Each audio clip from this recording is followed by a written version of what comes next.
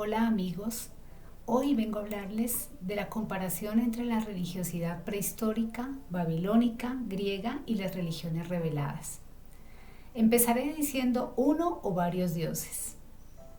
En la prehistoria se sabe que hubo politeísmo. Reflejo de ello, el apero como una herramienta agrícola con gran significado religioso aparece en el Neolítico y le da el mismo valor que el sol y la luna eran vistos como divinidades que rigen el universo.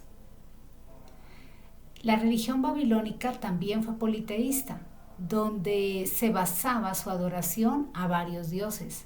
Cada ciudad adoraba a sus propios dioses. La mitología griega, por ejemplo, muestra su politeísmo a través de mitos que cuentan historias de dioses y héroes asociados a prácticas religiosas. Mientras que las religiones reveladas son monoteístas. El judaísmo, por su parte, es la más antigua de las religiones y muestra la adoración a un solo Dios, Elohim. La religión cristiana sí tiene su origen en el judaísmo, aparece 30 años después de Cristo y sigue al Dios Trino, Padre, Hijo y Espíritu Santo, su principal representante, Jesucristo. El Islam tiene su origen en el judaísmo cristiano, aparece 622 años después de Cristo y ellos siguen a Alá. ¿Cómo se logra el favor de su Dios o de sus dioses?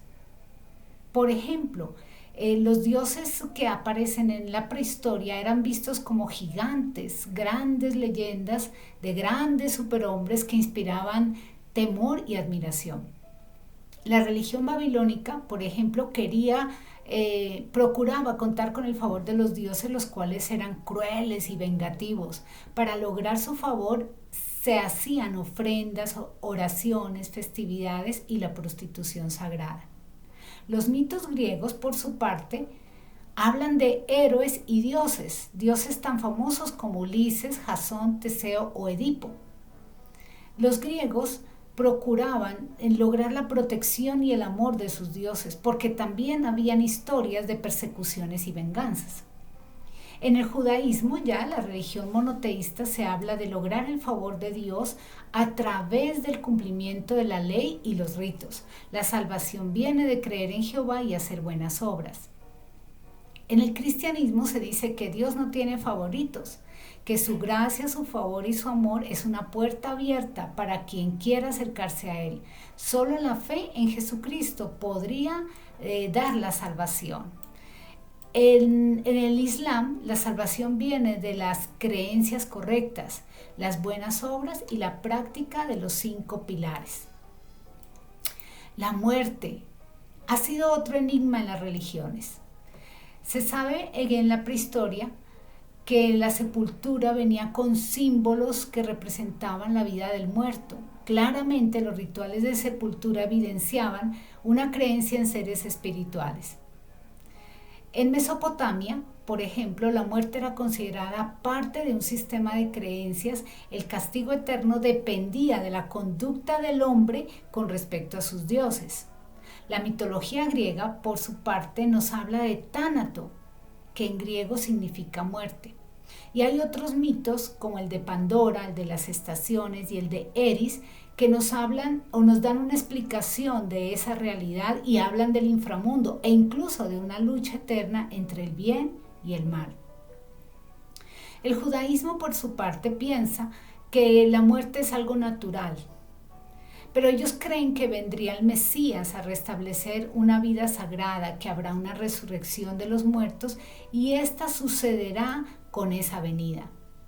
El cristianismo tiene su esperanza puesta en Jesús. Jesús es la resurrección y la vida. Respecto a la vida eterna, hay cielo eterno y hay infierno eterno. El Islam niega la resurrección de Jesús, pero piensan que respecto a la vida eterna hay infierno y hay paraíso eterno. Hablemos un poco de los cultos y los mitos. Se dice que los cultos y los mitos están presentes en la prehistoria a través de símbolos místicos en bóvedas, lugares sagrados, cuevas, figurillas misteriosas que estuvieron formando parte de un código de comportamiento religioso. También se sabe que en el Neolítico hubo práctica de rituales para rendir culto a la fertilidad, con figurillas de personas, mujeres con caracteres sexuales.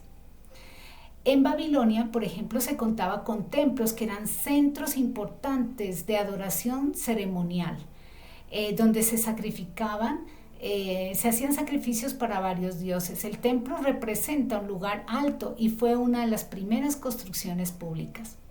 La religión griega tiene gran parte que ver con la ciudad y el estado.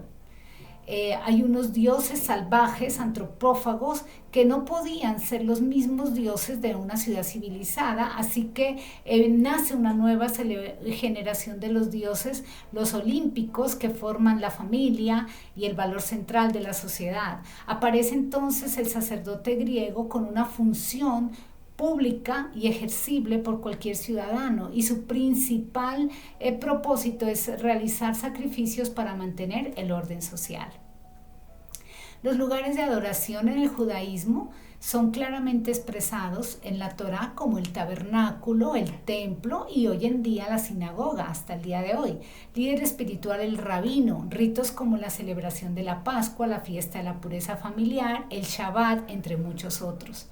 En el cristianismo, los lugares de adoración mencionados en el Nuevo Testamento están los lugares altos, las casas de familia, los lugares donde se congregaban para evangelizar, y se dice que hoy en día están templos físicos, iglesias, lugares de congregación, líder espiritual el sacerdote o el pastor, ritos como el bautizo, la Santa Cena, la oración, la Navidad, la Pascua y para los católicos la celebración de los sacramentos.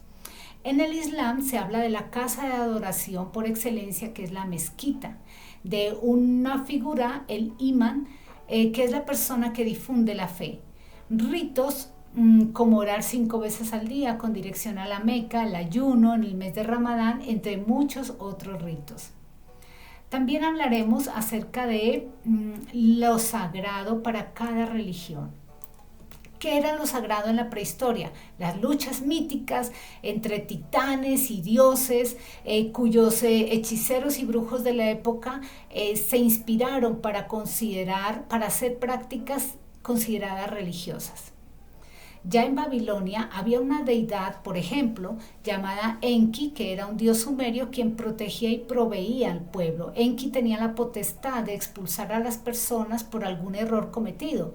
Así que la adoración a las deidades era algo muy respetado y muy sagrado.